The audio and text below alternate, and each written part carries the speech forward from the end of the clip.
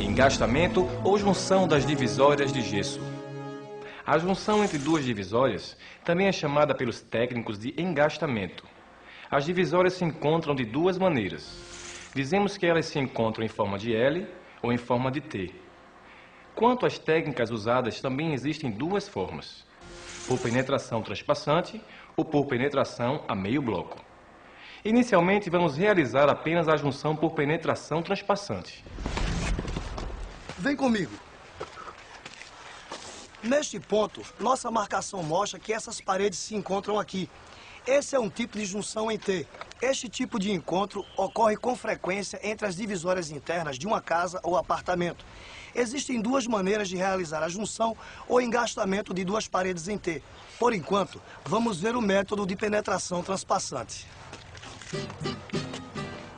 Aqui nós fizemos a primeira fiada de blocos, colando esta parede na outra. Até aqui, nada de novo, não é? Veja por que a gente chama de junção por penetração transpassante. Quando vem a segunda fiada, este bloco transpassa o bloco da outra divisória, desse jeito. Na terceira fiada, o bloco transpassante será o desta parede aqui. A cada fiada que se levanta, deve-se alternar os blocos que transpassam, formando uma trama. Veja neste esquema como funciona o encaixe das paredes pelo método de penetração transpassante. Observe a alternância dos blocos.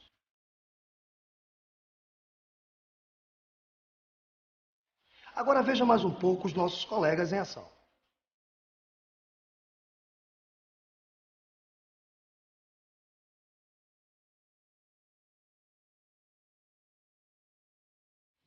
As divisórias com engaste em L são como essas aqui. Se encontram em suas extremidades, formando um L. Aqui também foi usado o método de penetração transpassante. Veja como foi feito. Execute a primeira fileira das duas divisórias. Encaixe o bloco da parede número 1, colando na parede número 2.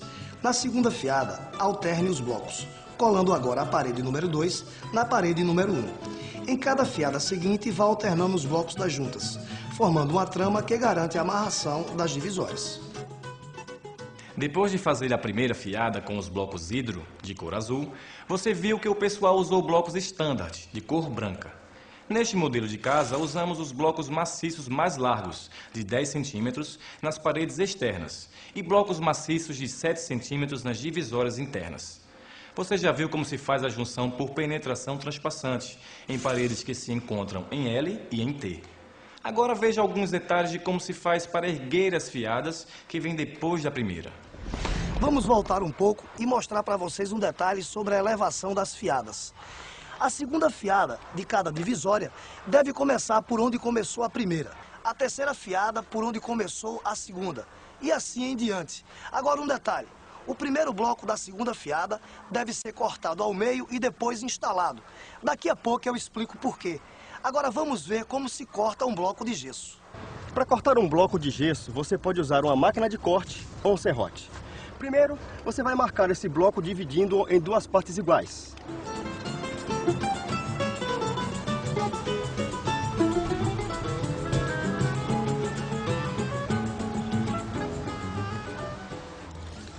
Feito isso, coloque o bloco de pé e serre-o seguindo a linha que você tracejou. Nessa etapa, é muito importante que você use o seu EPI, Equipamento de Proteção Individual. Nesse caso, capacete, óculos, máscara e luvas.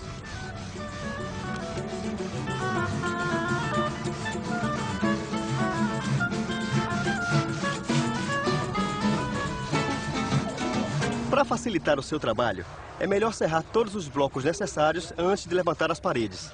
Organize as pilhas de blocos de modo a facilitar o seu manuseio. Com o bloco cerrado, você começa a segunda fiada. E por que serramos o primeiro bloco da segunda fiada? Para garantir a amarração, ou seja, o deslocamento das juntas verticais. Quando você coloca o segundo bloco, irá perceber que as juntas verticais se alternam. Isso dá firmeza na parede. Comece a segunda fiada posicionando o bloco cerrado e depois continue com o bloco inteiro. Prossiga a colocação da segunda fiada.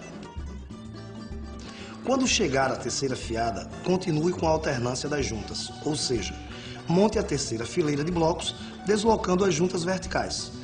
Use um bloco inteiro desta vez e prossiga com os outros. O deslocamento entre as linhas verticais deverá ser de, no mínimo, 3 vezes a espessura do bloco. Por exemplo, se o bloco tem 10 centímetros, desloque as linhas em 30 centímetros.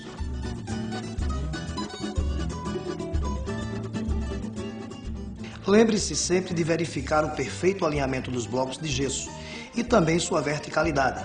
Você deve fazer isso regularmente enquanto levanta a parede. Desse jeito, você não encontra uma surpresa desagradável no final. Observe nesta parede como os nossos colegas trabalharam bem. Os blocos foram dispostos obedecendo à alternância das linhas verticais, garantindo assim a amarração da parede. Talvez você até já conheça esta técnica, pois ela também é aplicada na alvenaria de tijolos e argamassa. E aí, viu como é simples erguer uma divisória em gesso? Mesmo que jamais tenha levantado uma parede, você vai ver que a prática e o tempo vão lhe trazer segurança e rapidez na montagem dos blocos. É isso aí. E para encerrar nossa aula, antes de iniciarmos a revisão de hoje, vamos ver como se ligam as divisórias de gesso com as grades de portas em madeira. Algumas divisórias que você irá levantar terão portas. Para facilitar o seu trabalho, é melhor instalar as grades das portas ao mesmo tempo que for erguendo as fiadas de blocos. Veja como foi feito. Fixação das grades de porta em madeira. A fixação de grades de madeira com os blocos de gesso é feita com tiras de mantas fibrosas, ou seja, carpete ou alcatifa. O uso da manta fibrosa funcionará como banda resiliente, como se fosse um adesivo. Essa banda deve ter uma espessura de no mínimo 4 milímetros. Essa tira é cortada com uma largura mínima igual à largura do bloco de gesso, menos 2 centímetros. Ela é colada à grade por meio do uso de cola de neoprene, ao longo de toda a parte externa da grade. Depois, sobre a tira vem a cola de gesso e os blocos.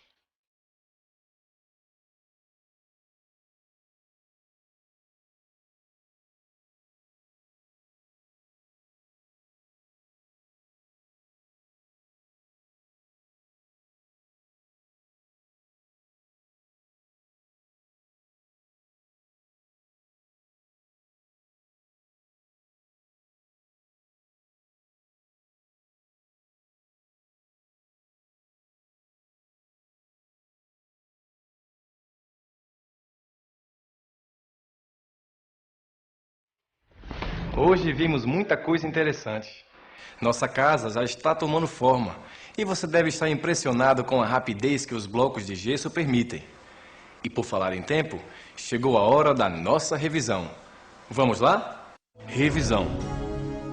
Nosso encontro de hoje foi especialmente produtivo, pois nós iniciamos a instalação das divisórias de gesso. Primeiro, vimos como marcar bem o local das divisórias e como conferir, sem a ajuda do esquadro, a perfeita angularidade e verticalidade dos blocos de gesso. Seguimos com a preparação da cola de gesso. Aprendemos como se ergue uma divisória, usando a cola, tomando o cuidado de sempre conferir o alinhamento dos blocos. Vimos ainda como se engastam ou como se juntam as divisórias em gesso. Confira mais uma vez. As paredes da casa popular são perpendiculares, ou seja, se encontram em forma de L ou T, formando um ângulo de 90 graus. Elas podem ser engastadas de duas maneiras. Hoje vimos como se faz o engaste por penetração transpassante. Por penetração transpassante, os blocos cortados permitem a passagem de outro bloco, formando uma trama, como se vê. A alternância deve ser respeitada. Observe como os blocos são encaixados. O último bloco da parede número 1 é colado na parede número 2, com bastante cola de gesso. Na segunda fileira, inverte-se a parede que irá colar, ou seja, a parede número 2 é colada na parede número 1. Mais uma vez, com bastante cola de gesso. Mantém-se a alternância até a última fiada. E, finalmente, vimos como se fixam as grades de portas em madeira aos blocos de gesso, com a ajuda das mantas fibrosas. Na próxima aula, a gente continua falando sobre vãos, portas e muito mais. Até lá!